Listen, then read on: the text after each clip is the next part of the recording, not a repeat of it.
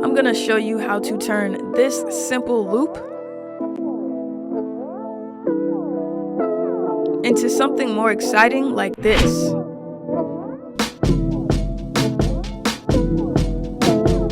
What up everybody, it's your girl July from Kickback Couture. Today I'm going to show you some ways to make your loops more interesting that I wish I would have knew 5 years ago. Make sure you stick around to the end because I'm going to show y'all my somewhat secret halftime effect that I do in Reason without using halftime.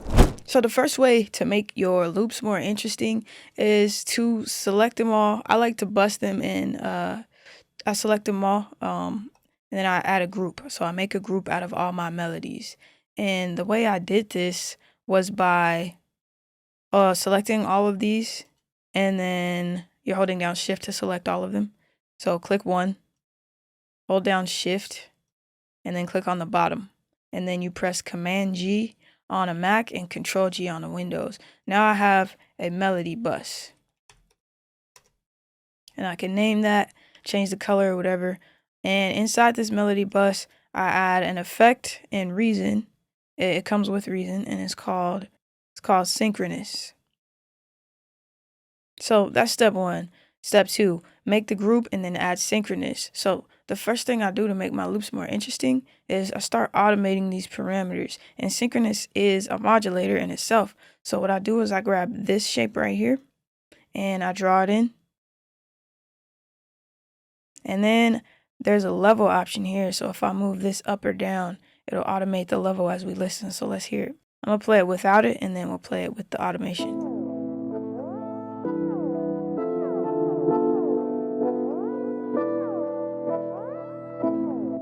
You see how that adds more energy to the loop because it's pulsing up and down?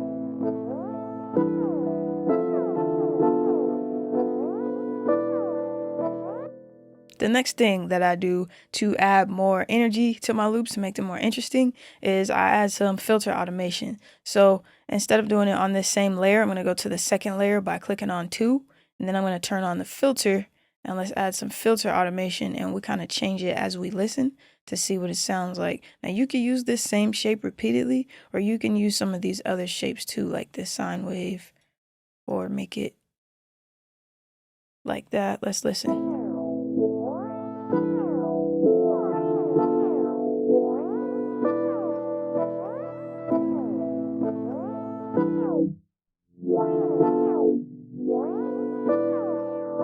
Cool, so that is the filter automation I would add. And if for some reason I didn't want it this pronounced, there's a dry wet knob here, and I can control everything overall from the level automation to the filter automation.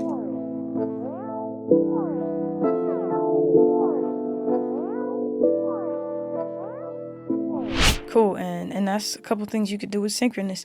The third thing I would do is I would add some detuning. So there's some cool effects in Reason that do this for you. You don't necessarily have to go buy a VST or anything like that. It comes with something that does it. So you're going to go to your effects, built-in devices, and you're going to grab the echo. And some of you are probably thinking, wait, July, isn't the echo like a delay effect?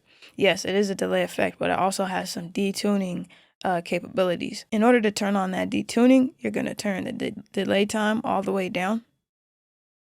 And then you'll have this wobble setting right here.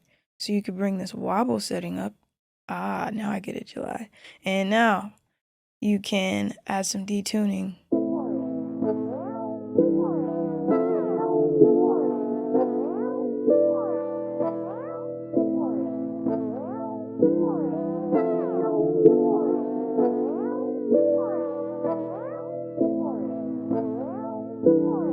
So this is what my loop sounded like before.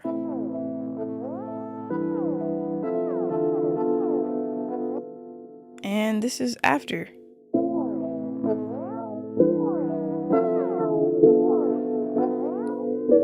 Now we're adding a chorus effect. This is just the initial patch, and I turn the dry wet down to about 60.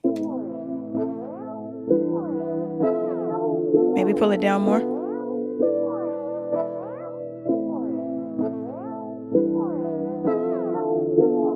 Now the cool thing about this is that you don't have to create a bus. You can add these on individual tracks. So if you want to detune the piano more than you want to detune the guitar, you could just drop an echo on there, pull that delay down and pull that wobble up, and you're good to go.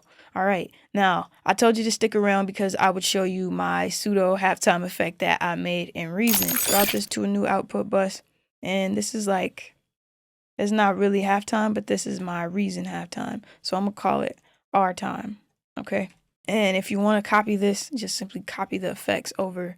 Okay, so this is what it sounds like with my like Reason stutter halftime effect.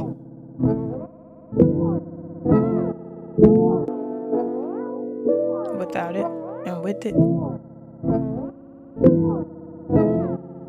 Okay, in order to get that, I have two devices. I have a polar device and I have a synchronous device. So what polar is doing is dropping it down an octave. So this is what it sounds like with nothing. Then I add polar.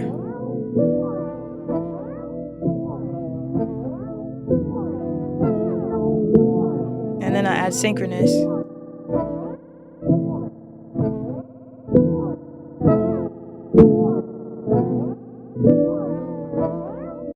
So the magic in this device is the delay. So this first track right here, this first modulation track, I have volume automation. So it's going up and down just like I showed you with the loop in the beginning. And then on this one, I have some delay automation. This one, I have feedback automation on the delay. And you can see everything here. So if you need to go through, screenshot, and copy these settings, go ahead and do that. Alright, boom. If you like these tips, go watch this video next to learn some creative ways to flip samples in Reason. You've probably never done this before. It's all Couture, Kickback, and Cook Up.